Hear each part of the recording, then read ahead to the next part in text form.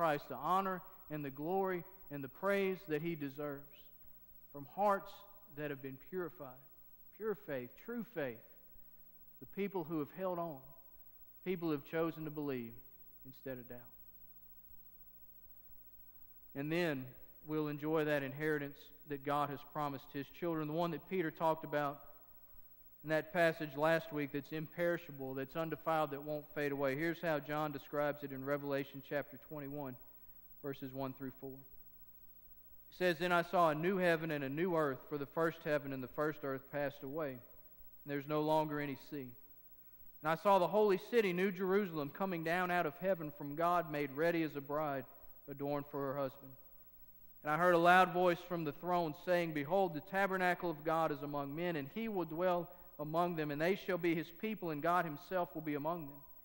And He will wipe away every tear from their eyes. And there will no longer be any death, there will no longer be any mourning, or crying, or pain, because the first things have passed away." You see, that's what God has promised for His children.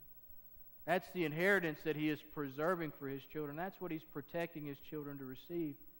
But right now is the time when, just for a little while, it's necessary for us to experience some sufferings.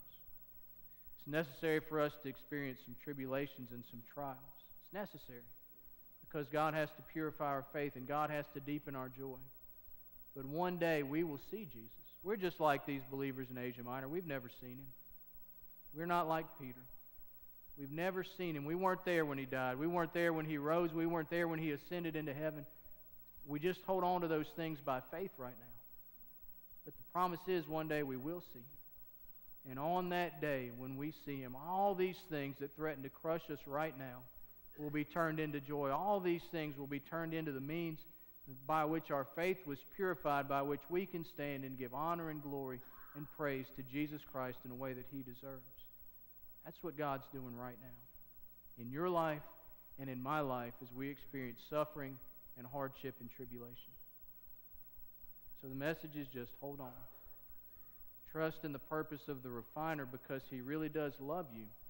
He really does keep His promise to work all things for good. He really does. And He's doing it right now. So the invitation this morning is just to trust God. Maybe you need to express that trust in some tangible way. Maybe you need to come to the altar and pray. Maybe you need to pray where you are. Maybe you need to go to somebody and say, hey, can you pray for me because I'm struggling right now and I just don't really feel like I can trust God, but I want to. Maybe there's something else that God's leading you to do. First part of the invitation is just find some way to express your trust in God. The second part is, if you're not a child of God, if you've never experienced what Peter talked about in those verses previous where he says God has caused us to be born again to a living hope through the resurrection of Jesus Christ, if you never experienced that, then all these things that we've talked about today aren't for you. There's no refiner who's purifying you through your suffering. You're out there on your own, and not only are you on your own as far as your suffering goes, but you're on your own as far as your sin goes. And one day you'll stand before that holy God with the weight of your sin on your shoulders, and He'll condemn you to an eternity separated from Him in hell because He is holy and just. Right now is the opportunity to receive the forgiveness that He offers through His Son. And so maybe you need to do that this morning. Maybe there's something else. I don't know. I'd love to talk with you about what's going on in your life, but you respond in a second during our invitation time of what God is speaking to you about.